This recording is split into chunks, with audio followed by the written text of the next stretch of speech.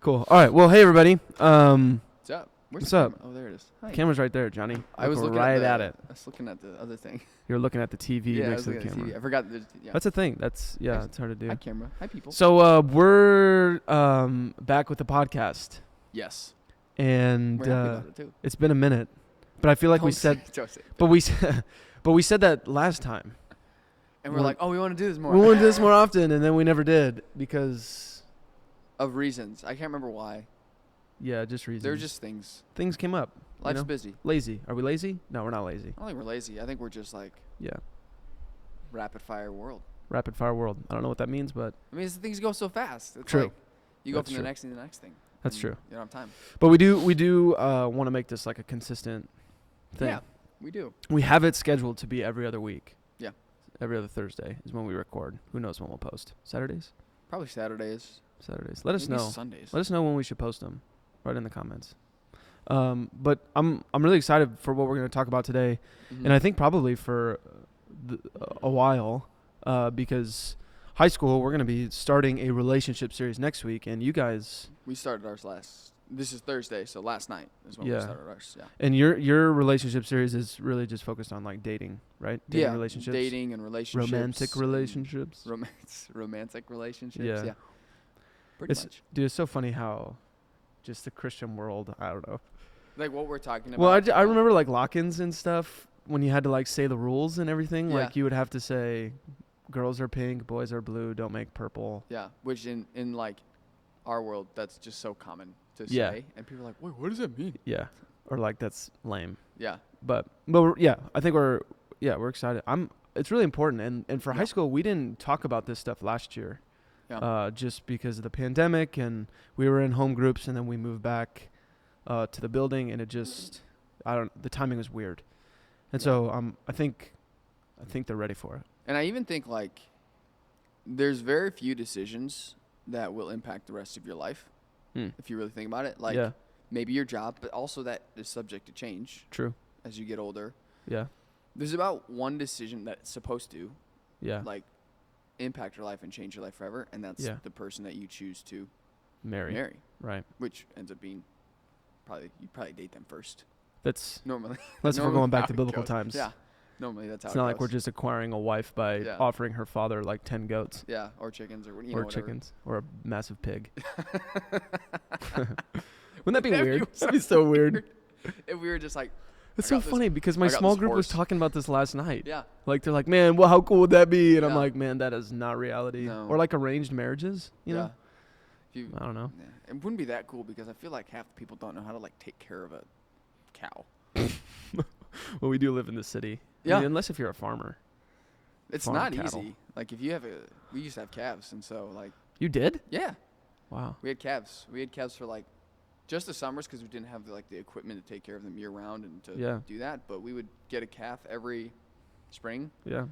Bucket bottle, feed them with a bottle. Make sure really? They got food. Yeah. That's fun. Break them, yeah.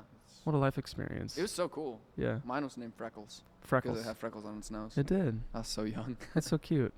That's great. So I think what we want to do is kind of talk about. I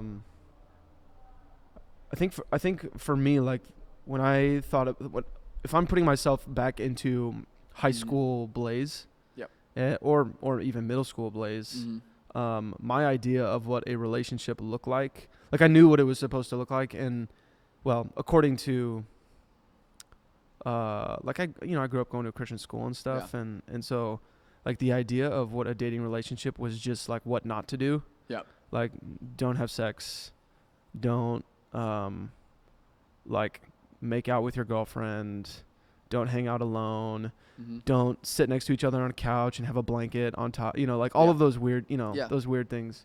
And really I didn't have an understanding of what like what am I actually supposed to do? Yeah. Like it was what does dating somebody actually look like, and right. not what does all of my friends who are my same age and same life experience think it looks like. Right. You know what I mean? And then basing it off of what they're doing. Exactly. Yeah. And I think for me, like I was thinking about just even looking back. Obviously, this is a lot easier because I can look back on my life and think, oh, that's why I treated girls this way. where they don't really have that hindsight. So hopefully, like, they can learn from us. Yeah. You know, and even just think about like their mindset going into dating. But my mindset going into dating was shaped, and this is terrible, but it was honestly shaped by my exposure to pornography, which is crazy. Yeah. Because I was exposed, I would say 7th grade, and it's crazy how much younger kids are being exposed to that now. Yeah, how much have the world at your fingertips on your phones, right, or tablets, or whatever it is. And so I was exposed to 7th grade, and I hadn't dated before then, and so I was exposed to that. It became a very real thing in my life where it was something that I was addicted to, and then that shaped how I viewed girls, which then shaped how I dated. Yeah. And like my dating in middle school, 8th grade, and in high school, both of those relationships were shaped by how I viewed women because of my addiction to pornography, which was like, they're here to give me something. Yeah. Sich is why they were both massive failures. Yeah. Yeah, I mean, what was your... Yeah, mine wasn't so much like pornography, because in my house we didn't have like any sort of individual access to the internet. So like we had one computer in our house that was connected to the wall in our kitchen. Yeah. So like there was no no getting around that. Like I just can't really function that way. But like my relationship ideas and like how I felt like it should go were shaped by my friends who, their world, it was like, we're texting, therefore we're dating, which like there was no deeper relationship beyond that. Yeah.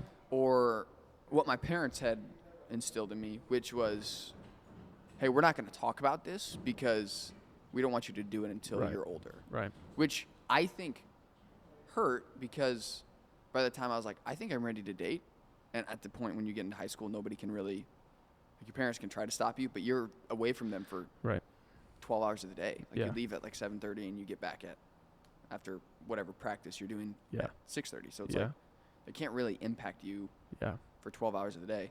Yep. And so I was kind of like, I'm going to figure this out by myself, and I'm going to learn from the people around me. Yeah. Which probably wasn't the wisest thing, but that's all I had. Or my brother, who had a couple of years of experience of life on me, so he would just say things that what he thought and what his friends impacted him in. Yeah. And so it was like, I have no idea how to do this. Yeah. And by the time I was getting into relationships, I was like a freshman, and I had one like every year. So yeah, how many girls did you date before you met Jordan? School, I dated 5 girls. Yeah. And they all, like, I dated them until the rest of the season. Then it was like, this was horrible, but I was just like, I got time for you. Well, I was so hungry that I was like, seriously. It was hangry, like, Johnny. I was hangry. I was like, nobody wanted to date you. I don't have any time for this. Like, I have goals to achieve. And so, and then that's funny. And then I went for like a year in college without dating anybody, because I found Jesus, and I was like, I got to figure this out, and I got to figure out how to be a man before I can actually try to date somebody. Yeah. And then dated Jordan. Yeah. And then that didn't go well, because even though I thought I was mature, I wasn't. I was still 19 years old. Yeah. She was 18, and then we broke up for another year, and that's kind of when I started to figure out how to do it. Yeah. And the next time we dated, we ended up getting married. So. Yeah. Yeah, dude, I dated one girl in middle school for like 10 or 11 months, 8th grade. And it's interesting how when that relationship ended, it was like, my world is over. Yeah. Like, I can't function anymore. Yep. Like, that was my life. She was my identity. Like, it was just. It was a lot of status things. I remember. Totally, yeah. Like, in middle school, I couldn't date, in quotations, but we were talking, because we had to work around what my parents desired from me. And like so funny. She had been my like kindergarten through 8th grade crush. Yeah. Her name was actually Jordan, which is hilarious. And then we became friends after this, which is very rare. Yeah. But then we broke up, and it was like my world crumbled, and I was like, I don't know what I'm gonna do. Yeah. And I like talked to my dad about it. And the one thing my dad did that I was so thankful for was he didn't look at me as an 8th grader in middle school and think your world is so small. Yeah. Or like it doesn't matter. Like it doesn't matter. Right. Yeah. Yep. Like you'll be fine. Yeah. You'll be fine. Like this isn't even a big deal. Yeah. He was kind of like, you know what, dude? Your mom broke up with me actually one time. I was like, really? And so we got to hear that story. Had some common ground there. Yeah. It's like, and I appreciated that because then as I got older, I felt more comfortable talking to him about things. Yeah. And even now in marriage, like I talk to him about things. Like whenever Jordan's gone, I'm like, Dad, this sucks. I hate when she's like in Indiana for something, you know, or whatever. She sometimes has trips with her friends or whatever. And I'm like, I call my dad. I'm like, Dad, this is horrible. Yeah, it's true. Like, and he probably responds the same way, Johnny. Yeah, he's like, it's okay. It's okay. I remember when your mom left me the first. something. I don't know. It's but those, and that's what I pick up on from that is like, if you meet whoever the student is or person is with empathy, you're more open to be like, yeah, this is the person I can go to talk about this thing. Totally. And kind of, I guess that's what we want to be. It's like, hey, we get it. Like I was once in middle school, once in high school. Like we get that, that world. And so that's kind of what we're doing. Totally. Doing here. It's, I'm just like when that girl and I broke up, it was weird because like you date this person for a while, you spend so much time with them. Mm-hmm. Like I feel like now, and maybe this has been the case for a long time, but couples who date in high school and middle school hang out too much. Yeah. Like there's no break. You're always communicating, whether it's hanging out or seeing each other at school or you're constantly texting or Snapchatting or whatever. Yeah. Like there is no break for you just to be your own person. Mm-hmm. And I kind of felt that a little bit in middle school when that girl and I broke up because we went to like a really small school. Yeah. And so I would see this girl all the time. Mm-hmm. And everybody knew that we were no longer dating. And so I'd be getting like, everybody would look at me to see if I was doing okay. And I had to pretend. I remember going to Spanish class and just like, it was a first class just sitting there thinking, oh man. And like just watching her like walk around and talk to other people and feeling that like jealousy but I couldn't do anything about it. Why is she okay and I'm not? Right. Yeah, totally. It's like, but I can't show that I'm not okay because I'm a dude. You know? Well, yeah, even it's like who won. Yeah. Like that's the other thing. Yeah. A lot of things when it comes to relationships is who won. Yeah. Like if you guys are no longer together, there's always the question of who broke up with who. You're right. Totally. Yeah. If you broke up with somebody, therefore then you're fine. No. Yeah. And it's never like, no, we like. I mean, obviously somebody always initiates it, but there's always this status of like I either won. Yeah. Or I either lost. Yeah. And that doesn't make anybody feel good. Yeah. Ends up making you feel worse than before. Yeah. You know? And the hardest part is when you do spend so much time with somebody, you forget how to operate without that person. Yeah. Which, I mean, goes back to identity. Like when your identity is in the status of who you are dating or who you are talking to, who you're snapping, whatever, and then that's no longer there, you have a time of like, who am I? Yeah. Which I think is really healthy for a lot of people. Which is to ask that question. To ask that question, because even this is why I always encourage people to wait till they're older. You can't mentally process those types of things unless you've either been through it and processed yourself out of it, or actually found who you are. Yeah. Without that person. Right. Well, and like in my experience, I shared this on the last podcast. Like when you lose that sense of identity. If that person is your identity, like if you lose that, you are going to what you're going to do is you're going to grab onto something that will fill that void. So it might be another girlfriend, like the rebound or whatever, or it might be, in my case, it was drugs and alcohol, or it could be, I don't know, putting more effort, more time into sports or like whatever. That was my thing. Yeah, whatever that thing is, like. If your identity is not like rooted in who you are in Christ, you will be like free falling, and you'll grab onto anything that'll make it stop. When did that change for you? Like when you think about like I'm dating people and then you talk about your identity. Like when did it shift in your head of like, oh, like it just clicked? Yeah. So I feel like I haven't shared this story as much as I used to. So there might be students that know this, don't know this. But the fact that I was engaged to a girl who is not my wife. And we dated for 4.5 years, I think. And that relationship got stripped. Like it was unhealthy for many reasons. And then that relationship ended after 4.5 years. So I mean, I'm investing in this person. And the reason we got engaged in my mind was just that was the next thing to do. Right. You know what I mean? That's what I was gonna ask. I've never asked that question of like, was it because of that? Yeah, I feel like it was just, well, that's what makes sense, you know? Yeah. And then that's when I experienced okay, my identity is gone because the relationship is over, and now I'm gonna grab onto these other things, and I feel like it was really interesting. For me, it's hard to talk about my transition there because it was like God saw me giving myself to those things and just said, "This is not the plan I have for you." And he literally just took me out of it. It was like one day, it was just a complete 180. It was weird. Yeah. It was so weird.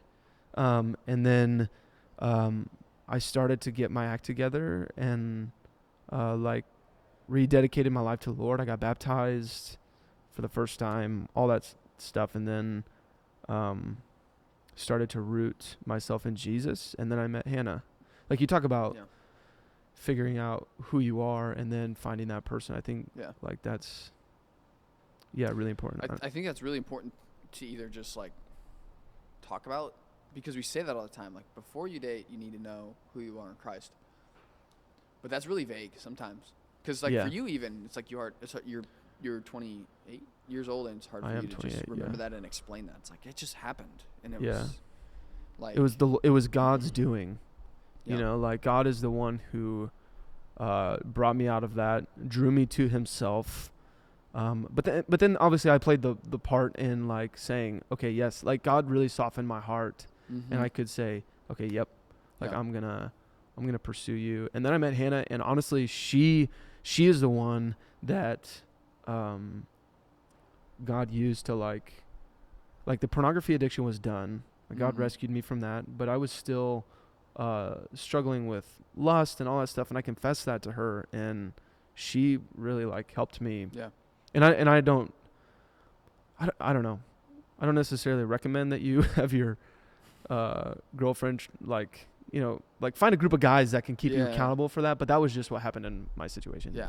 I mean, you were also older and totally to handle those types of things. Yeah, we were ready for. That's why we dated and got married in 10 months. Yeah. Because we were ready for the next stage of life. Both spiritually and emotionally. You're both out of college. Or I guess Hannah was probably... Yeah, she had an internship left, but I was, out of college working and... but... And you can even follow Jesus and love Jesus and still put your identity in 100%. Like for Jordan and I, when we dated twice. And so the first time we dated, she was a fairly new believer.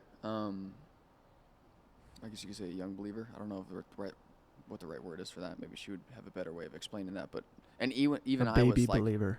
Kind of, yeah. And I was like a year into like truly following Jesus. Like I grew up in a great home and my parents loved me, and I knew all of the facts and everything about the Bible and Jesus and everything, but it didn't capture my heart and my attention until I was like 18. And so then we started dating when I was like 19, and I was really like, this is just who I am. Like, I want to figure out everything that's wrong and really like bring people into a healthy space, and just like, I was really, I don't know if the word zeal. I had a great zeal for like, let's tell people about Jesus and all this stuff. You were zealous. Yeah, there you go. And so I was like really on fire and felt like I was so mature enough to handle this relationship. And then we started dating, and like everything was selfish. Yeah. Everything was like me. Dude. What I want. Yep. Same. I mean, both sides. It was just not a healthy time in our lives. And mostly after a few months, it was like Jordan and Johnny are dating, and therefore they are linked. Yeah. And in college, it was like they're going to get married and all this stuff. Yeah. And our identities, even though we understood the gospel and understood who Jesus was in his relationship to us, we were like, our identities we're in each other. And I believe, I'm speaking for both of us. I believe Jordan would affirm that. And then we broke up, and there was this real time of healing for both of us. Like Jordan went through a time of healing and growth and identity in Christ and not in Johnny. And Johnny went through a time of humbling and like actually having his identity and not who he was dating, but in Jesus. Yeah. And like understanding that is more important. Yeah. And so when we came back together a year later, we were a year older, which is, there's always a big gap between 20 and 21 in that time. Mm-hmm. And our maturity helps us both understand, like, oh no, like, you're not my world. Like, I love you very much. Like, you're amazing. Yeah. But like, I can function without you, and you are not the person that I lean on. Yeah. And that's Jesus. And I think that's more of to explain identity in Christ and not in your relationship in a way that makes sense. Because when you get married and when you're in a relationship that's with a person that you love, like, it's hard not to like you're linked with that person. Mm-hmm. Like Jordan and I, because we're married, we are linked to each other, but we also know that our identity is in Jesus and not in that person. Yeah. Yeah. If that makes sense. No, it does. No, that totally makes sense. Circles, but I think that helps. It helps me try to explain it or even think about it. It's like, there was a time where Jordan and I dated, and our identities were in each other. And then there was a time that Jordan and I dated, and our identities were in Christ. And it's completely different. Yeah. Now, one led to marriage and the other didn't. One led to marriage and one led to heartbreak. Yeah.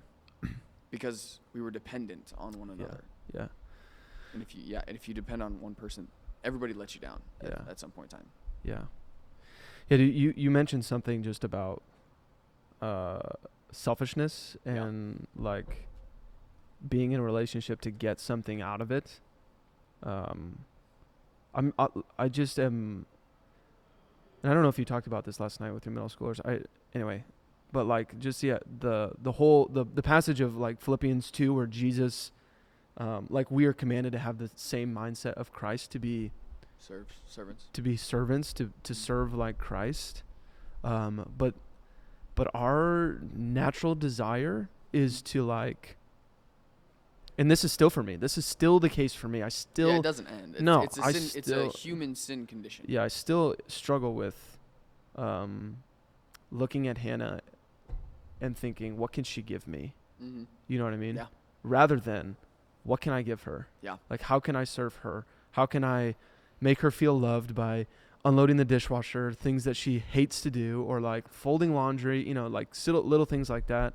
Or how can I be, even though I got a million things going on, how can in this moment, can I be emotionally present with you? Yeah. Like where I'm here listening to you, share what's going on. And that's hard. Like that's hard in a marriage setting, but it's really hard in a dating. It's hard in both. It's hard. Yeah. Well, it's hard just overall. It's just our natural want to be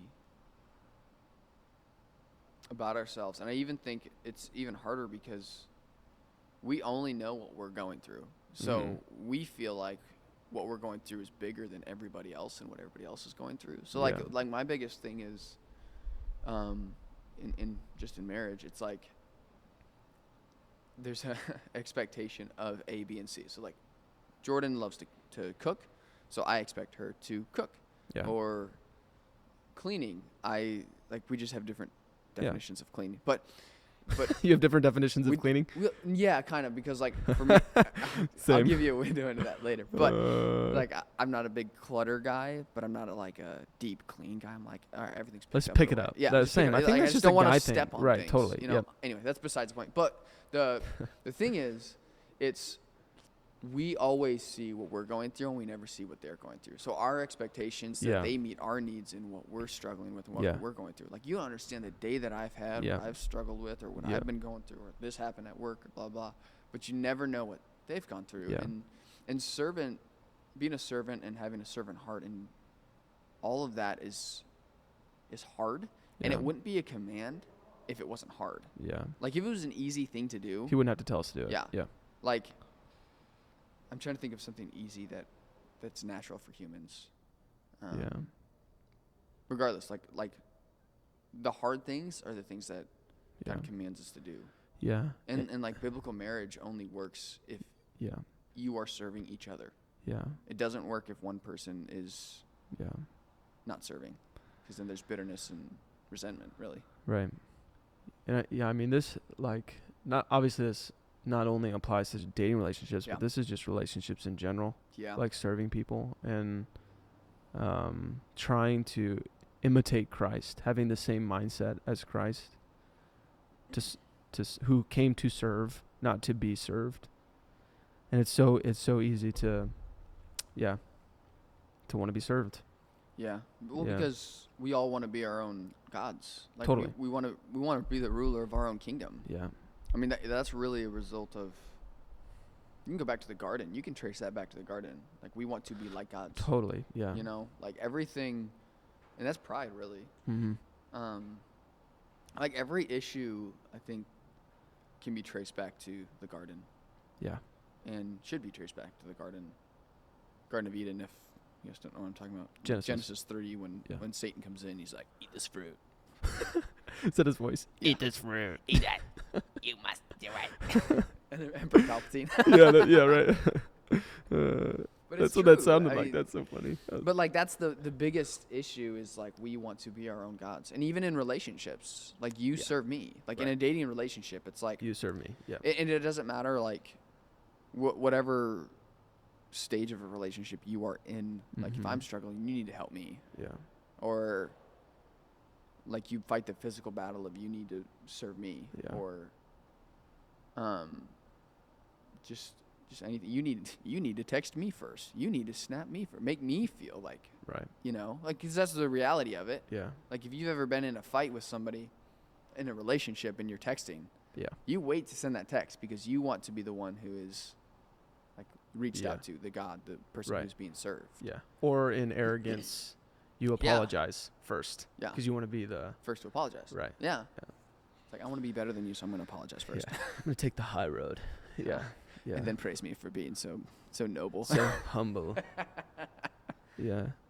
Yeah, dude. I mean, it's interesting that, like, I don't know how long we've been talking, but it's phone call. it's interesting how the Bible talks nothing about dating. Yeah. Because dating wasn't a thing. Like, dating is a relatively new idea. If you really look at how I was telling the middle schoolers in our small group how marriage would work back in the Bible, and it's like probably be a 30-year-old man Yeah. and a 15-year-old young lady, Yeah. and he would bring her a pig, Yeah. say I want to marry your daughter, Right. and it'd be like, and Agreed. go, Yeah. go in peace, Yeah. It's which is just way different than what we really weird. Yeah, Really. really weird. Yeah. Yeah, a lot But of weird things in the Bible. But but the Bible, and I think this is the goal of both of our when we're doing these relationship series. Like the goal is, like the Bible gives really good principles on how to treat people, Mm-hmm. and we can apply those to dating relationships. Yeah. Which is why I'm really excited about this series, and I just think the reality is that it's on everybody's minds. Yeah, If it's not on a sixth grader's mind, it will be in shortly. 6 months. Right. Yeah. It's maybe looks a little bit different for freshmen than it does for seniors, because seniors are thinking like long term. You know, like They could like legally be married in like a week. right, like this. Like I could be married in the next 3 or 4 years. My mom was married at 19. Yeah, that's crazy. So think about your seniors who Right. are 18. It's like Yeah, they get married next year. yeah. Yeah, man, wow. But that's I think this is really it's really good for us to talk about, and I'm excited. Yeah, and I mean we talked. So last night we didn't necessarily do a verse in the Bible. We did characteristics of Jesus that we should embody as people in relationships. It's great. So like Jesus washing his disciples' feet. Yeah. That's service. That's Right. being a servant. Like Love it. like you don't get the king of the universe really to get down on his knees Yeah. to wash dirty feet. Right. Or like the woman at the well. Yep. Like understanding and listening and like Empathetic. I just imagine him like looking at her face and being like, your sins are forgiven. Yeah. Or Peter, his best friend, denying him, Yeah. betraying him, and he turns around and he gives him tremendous grace. Yeah. Like those attributes. Yeah. And they may not be the thing that you're looking for in a relationship right now. I want someone who is super gracious. I guarantee you they're yeah. not. No. But if the what are they looking for, Johnny? I guarantee they're looking for somebody who's really attractive. Like, oh my goodness. I mean, just reality. Like, that's what I remember being in the at typical, high school. Like, you want somebody who's good looking, who wants you to. Is interested in the same things you are. Yep. Lets you play video games. If you're a guy, if you're a girl who, I don't know, does facials with you. I don't know. Like, seriously. Stereotypical. I'm just saying. Yeah, like, I know, it's probably, they're actually really relaxing, by the way. I'm just saying. So, facials? Yeah, oh yeah. Super relaxing. I can't do a facial because half of my face is covered with hair. So the facial just ends that problem. ends up being like right here. Yeah. Yeah. The T-zone. But yeah, like those might not be the things that you're looking for, but if the purpose of dating somebody is to figure out who you're going to marry. Yeah, well, and not only. Like, let's have the end goal in mind and not the immediate satisfaction. Well, yeah. Which is hard to say. It's hard. And yeah. I was a middle schooler and a high schooler at one point in time. So I'm trying to speak from experience. From experience and looking back and wishing either somebody would have told me this or I would have listened to this. Yeah, right. Yeah. Well, and not only does that, like, looking at the characteristics of Jesus help us understand who we want to be in a dating relationship, but also helps us set a standard for who we want that person that we're dating to look like. Mm-hmm. You know, I want someone that cares about people. Yeah. I want someone that has empathy, someone that is quick to forgive, someone that isn't all about themselves. Yeah. Which is we're not just checking off the physical gratification, like this person looks really good in a pair of sweatpants or something.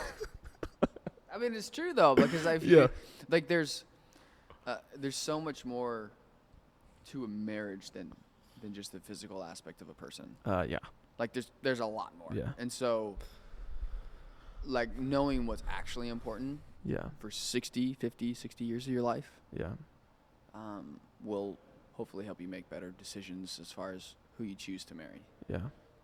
And nobody's perfect. Yeah. Like, Nobody's perfect. Nobody. Nobody's perfect. Nobody's perfect. Yeah. But I mean, we're all working towards the same goal to be more like Jesus, and it takes a lifetime. Yeah. And really, like, our goal for our students is, like, we want them to have successful dating relationships. Yeah. And we don't want to, like, for me, I don't want to, like, not say anything. Yeah. And like, for you guys to be 5-10 years down the road and say, I wish my middle school pastor Johnny would have said something. Yeah. You know, like, because then I would feel like I did not prepare and equip you guys. Yeah. And shepherd you like I was supposed to. Yeah. It's good. Cool. You know, and end there, and then we'll pick it up later. We'll end there, and we'll pick it up later. That was what. Yeah, I think so. Yeah. I mean, I think it's good. Cool. Is that gonna be my ending line? Cool. No, it's kind of like you go. All right. Cool. Yeah. That's funny. That's what it is. Yeah. So I think we'll do this again in 2 weeks, and hopefully you found this valuable and learning from our experiences. Let us know if this is too long. Maybe 30. I don't even know how long we've been talking. 45 minutes. Not that long. Is maybe too long, but yeah. I mean, the point of this is maybe to go a little bit more in depth than what you might get on a Wednesday night. Yeah. Or just in a conversation with us. You know? It's different things come out in a conversation than when you write a 20-minute talk. And as you can see, I have nothing in front of me. Same. So I have a computer, but it literally thoughts that there are no notes on this. It's literally it's literally my lock screen. You just wanted to look professional? I guess. I don't know. I don't know what I was doing here. I also have a notepad and pen. So nothing on it. It actually used to balance the table. So there you go. Yeah, we did.